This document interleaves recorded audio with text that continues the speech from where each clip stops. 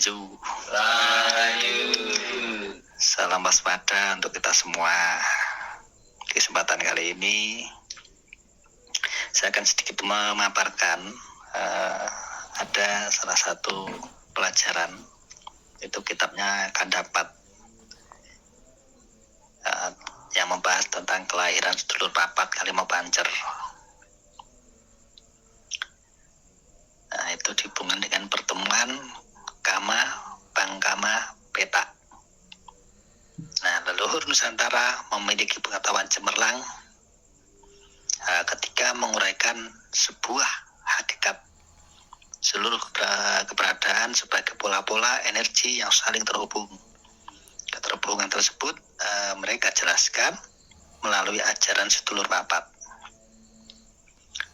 Dan kita semua sudah belajar untuk hal ini, dan kita juga meyakini tentang pengetahuan ini terlahirnya bukan dari ruang hampa, melainkan dari ketekunan ketika kita belajar menyelami keberadaan sedulur papat, baik di luar diri maupun di dalam diri. Mereka menjadikan tubuh mereka sebagai laboratorium untuk menyelami sedulur papat. Melalui tubuh pola-pola energi yang saling terhubung itu saya sebut kita ya kita saja. Kalau saya sebut mereka, belum tentu mereka mau belajar ya. Jadi kita alami melalui pengalaman batin kita sendiri. Ada mungkin yang ragu bahwa leluhur kita mampu memetakan pola-pola energi di buana alit atau tubuh kita. Dan buana agung Jagat Raya melalui ajaran sedulur papat. Untuk ini saya akan membuka wawasan dengan kitab yang pernah saya baca, yaitu kitab Kandapat itu yang mengandung ajaran tentang menemukan esensi dan pada suatu keyakinan bahwa kita percaya bahwa ajaran ini relevan dengan paparan-paparan setelah melakukan penelitian terhadap beberapa lontar tentang sedulur papat dan berupaya menghayati lewat laku batin. Nah, ini kita belajar bersama-sama, kita menemukan suatu hal yang menarik bahwa keberadaan di Jagat Raya ini digerakkan oleh energi-energi yang saling terhubung secara misterius, sehingga tubuh kita ini tempat media untuk belajar di dalam memahami, meneliti baik organ dalam, organ luar. Seluruh keberadaan ini berada dalam satu kesatuan yang terikat oleh sebuah jaring energi maha besar, tanpa terkecuali tubuh sebagai buana alit, dan semua organ di dalamnya pun digerakkan oleh energi-energi yang saling terhubung. Energi yang saling terhubung tersebut terjadi jauh sebelum bumi ini tercipta. Jiwa yang menempati itu yang menempati tubuh maksudnya ya, itu digerakkan oleh energi misterius yang terhubung dengan energi-energi lainnya. Energi yang menggerakkan jiwa agar menempati rahim ibu adalah energi wisesa sedulur papat. Bahkan jauh sebelum Bopo bertemu ibu dalam senggama, penjelasan tentang hal ini akan kita pelajari bersama. Kita awali dengan uraian tentang penciptaan Jagat Raya. Disebutkan bahwa terciptanya segala sesuatu berawal dari pertemuan antara Bopo dan ibu,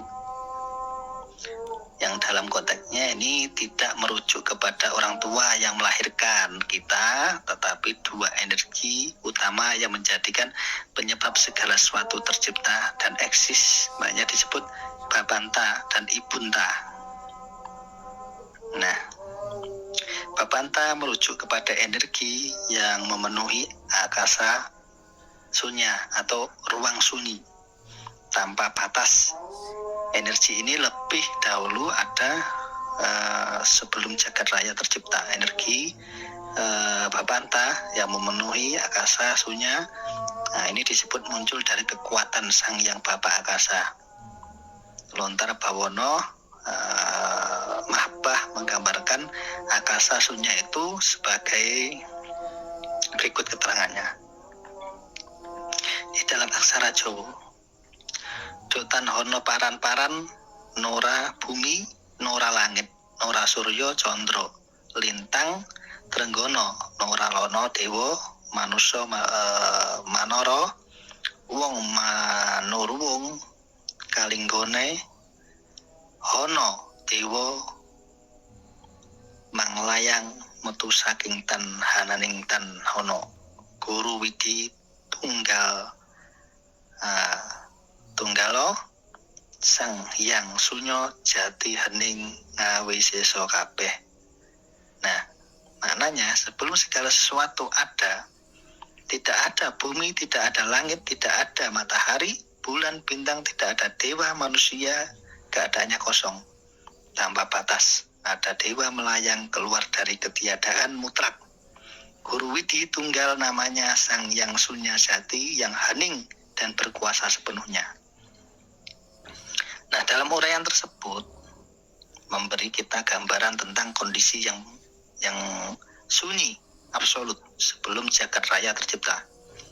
Dewa yang keluar dari ketiadaan mutlak bukanlah merujuk kepada sosok dewa tertentu, tetapi lautan energi yang memenuhi akasa, sunya, dan disebut Guru Widi Tunggal, yakni Sang Hyang Bapa Akasa sebagai penguasa tunggal. Ia juga disebut Sang Hyang Sunyo Jati, yakni kesunyian sejati. Kesunyian sejati ini kemudian menggerakkan energi buta, energi pembentuk unsur material, untuk terhubung dengan energi Sang Hyang Bapa Akasa. Dalam lontar-lontar kan dapat energi buta ini disebut sebagai Sang Hyang Ibu Pertiwi atau Ibunta. Dan ketika energi Sang Hyang Bapa Akasa bertemu energi Sang Hyang Ibu Pertiwi, terjadilah senggama atau penyatuan. Dari senggama tersebut muncullah sabda atau dengung maha dahsyat yang memenuhi akasa, sunya, sehingga kesunyian bergetar hebat dan memancarkan vibrasi dalam pola-pola energi yang saling terhubung dan membentuk sebuah jaring energi maha besar. Jaring energi tersebut mempertemukan unsur-unsur material, mengkonstruksikannya, sehingga terbentuklah jagat raya. Seluruh keberadaan material sesungguhnya disusupi oleh jaring energi tersebut. Dalam lontar-lontar kan dapat jaring energi yang saling terhubung itu merujuk kepada gambar angka yang divibrasi bunyi yang melayang-layang di akasa tanpa batas. Pola-pola energi yang saling terhubung tersebut oleh leluhur dikodekan dalam akasa aksara rahasia. Dalam aksara-aksara ya, rahasia yang mendiami tubuh Buwana Alit dan jagat raya Buwana Agung. Dari sana bisa disimpulkan bahwa seluruh keberadaan fisik ini sesungguhnya terlahir dari senggama energi Sang Hyang Bapa Akasa dan energi Sang Hyang Ibu Pertiwi. Kelahiran manusia beserta sedulur perapat juga berawal dari pertemuan antara dua energi prinsipil tersebut. Energi Sang Bapa Akasa tersimpan dalam sperma Bapa, sedangkan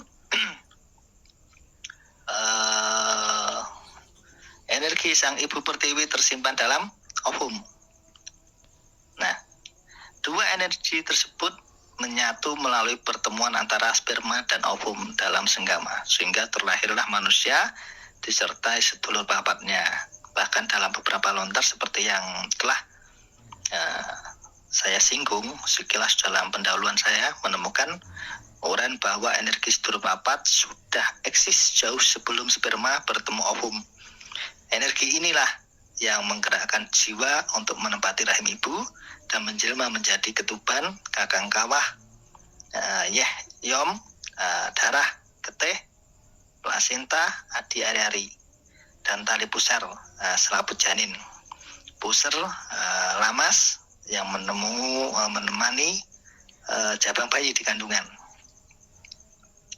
Ketika seorang laki-laki dan seorang perempuan bertemu dan kemudian muncul rasa cinta yang kuat, pada saat itulah energi sedulur papat sudah mulai eksis dalam membentuk sebuah energi. Energi tersebut yang menggerakkan laki-laki untuk berhubungan lebih jauh dengan si perempuan, agar sama-sama memunculkan getaran rasa yang lebih dalam.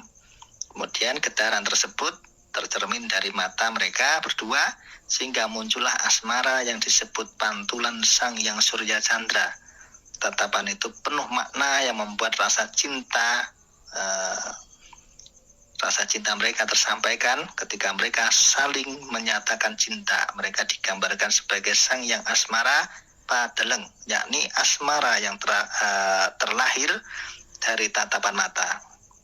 Dari tatapan itu, mereka kemudian berhasrat untuk menyatu, di mana penyatuan tersebut digambarkan sebagai sang yang arda reswari.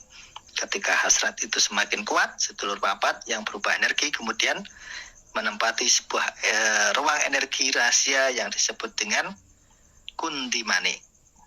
Nah, setelah mereka menikah, praktek senggama mereka lakukan atas dasar rasa cinta yang muncul dari hati. Senggama adalah proses penyatuan yang sangat sakral, sebab hanya melalui senggamalah penyatuan sperma dan ovum dapat terjadi. Penyatuan itu mesti dilakukan dalam senggama yang sakral untuk melahirkan keturunan yang unggul secara jasmani dan rohani. Senggama bukan sekedar penyaluran nafsu birahi, tapi senggama rasa yang melibatkan rasa terdalam di mana energi bopo dan ibu disatukan. Dalam senggama, rasa energi bopo dan ibu itu berupaya menghadirkan kekuatan dewaya, kekuatan langit, dan butaya, kekuatan bumi, melalui penyatuan dua energi di dalam sperma dan ovum. Nah, dalam senggama rasa ada beberapa hal mendasar yang perlu diperhatikan. Yang pertama adalah waktu atau kala. Waktu yang dianggap baik untuk bersenggama adalah tengah malam, tengahing ratri, dan subuh. Pada waktu-waktu tersebut kekuatan dewaya dan butaya berada di puncak dan layak dipertemukan di dalam rahim melalui penyatuan purus penis dengan baka atau vagina. Sebaliknya ada waktu-waktu tertentu di mana senggama tidak disarankan untuk dilakukan, seperti saat purnama, tilem, bulan mati, dan kajeng kliwon. Saat pertama, pengaruh kekuatan bulan sangat kuat sehingga bisa mempengaruhi kekentalan sperma. Saat purnama, unsur air di dalam tubuh lebih dominan dibandingkan unsur panas, sehingga bisa membuat sperma encer. Dalam lontar Sundari Kama disebutkan bahwa purnama dipandang sebagai saat yang suci, sebab para dewata diyakini turun ke bumi untuk melakukan yoga dan meditasi, sehingga kita disarankan untuk tidak bersenggama pada waktu itu. Nah, kita disarankan untuk berdoa dan bermeditasi. Adapun saat tilem, bukan kekuatan bulan yang mendominasi, melainkan unsur buta yang bisa menghambat kematangan ovum. Betapapun kental dan kencang sperma memasuki liang rahim, ia akan susah membuai ovum. Buta adalah kekuatan pertiwi atau bumi, dan di waktu tilam kekuatan tersebut sedang dominan.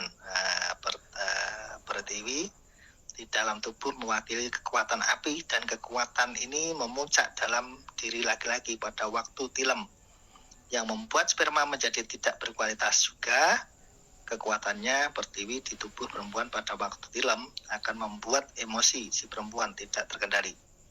Emosi yang tidak terkendali membawa pengaruh terhadap kualitas ovum. Karenanya pada hari suci tersebut senggama tidak dianjurkan untuk dilakukan. Terkait kajeng kliwon, dalam sistem kalender Bali dan Jawa, hari tersebut memiliki neptu atau urip.